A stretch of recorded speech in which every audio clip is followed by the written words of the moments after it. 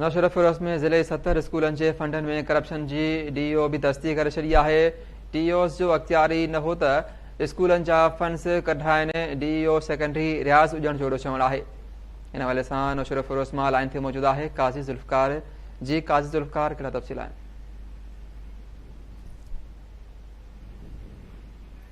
जी काज़ी Zulfikar.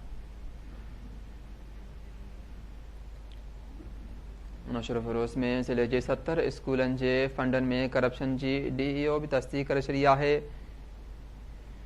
TOs जो अख़्तियारी न हो त स्कूलनि जा फंड्स कढाइनि। DO सेकेंडरी रियाज़ हुजण जो अहिड़ो चवणु आहे। बजेट रखंदड़ स्कूलनि जा मालियाती अख़्तियार DO जा आहिनि, जिन खे ओरांघियो वियो रियाज़ हुजण जो अहिड़ो चवणु आहे। DO जो चवणु आहे त पैसा गैर क़ानूनी तौरु निकिता। कमेटी जोड़ी आहे जेका रिपोर्ट ॾींदी। ज़िले जे 70 स्कूलनि जे फंडनि में करप्शन जी DO बि तस्दीक करे छॾी आहे। TOs जो अख़्तियारी न हो त स्कूलनि जा फंड्स कढाइनि। DO सेकेंडरी रियाज़ हुजण जो अहिड़ो चवणु आहे। रियाज़ हुजण जो चवणु आहे त बजेट रखंदड़ स्कूलनि जा मालियाती अख़्तियार DO जा आहिनि, जिन खे ओरांघियो वियो आहे। ज़िले जे 70 स्कूल जे फंडनि में करप्शन जी DO तस्दीक करे छॾी आहे। इन हवाले सां राब्तो बहाल थियो आहे नौशर फिरोज़ मां काज़ी ज़ुल्फ़कार सां। जी काज़ी ज़ुल्फ़कार, छा तफ़सील आहिनि? जी बिल्कुल, नौशर फिरोज़ ज़िले जे तइलीम खाते में मुबैना करप्शन जो जेको इंकशाफ थियो उन जो DO सेकेंडरी बि जेको आहे एतराफ़ करे वरितो आहे, उन तस्दीक करे वरिती आहे। नौशर फिरोज़ जे प्राइमरी ऐं एलिमेंटरी स्कूल 70 स्कूल उहे आहिनि जिन जेके बजेट रखनि था पिया।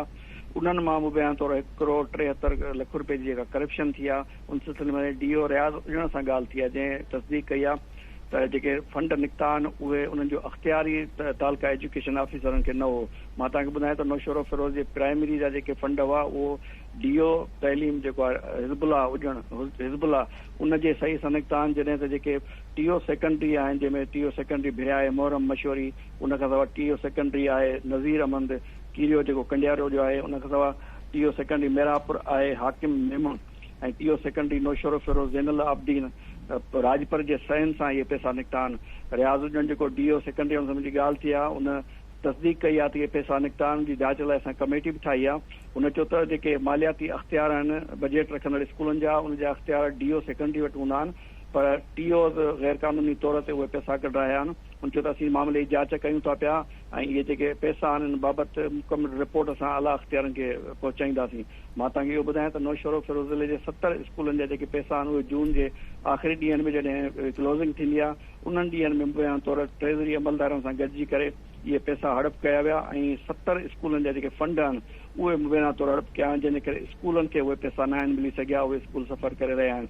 इन्हनि में 46 उहे बि स्कूल शामिल आहिनि जिन में IBA जा हेडमास्टर मुक़ररु थियल आहिनि, पर उन्हनि वटि बि उहे पैसा उन्हनि स्कूलनि में न आहिनि पहुता। इन मामले मेगा करप्शन जेका उनजी जांच बकोल DO सेकेंडरी जे त असीं कयूं था पिया, पर अञा ताईं जेका करप्शन थी आहे उनजी आला सतह ते का बि जांच शुरू न थी आहे। जी ठीकु आहे, वॾी महिरबानी काज़ी ज़ुल्फ़कार तफ़सील ॾियण जे लाइ।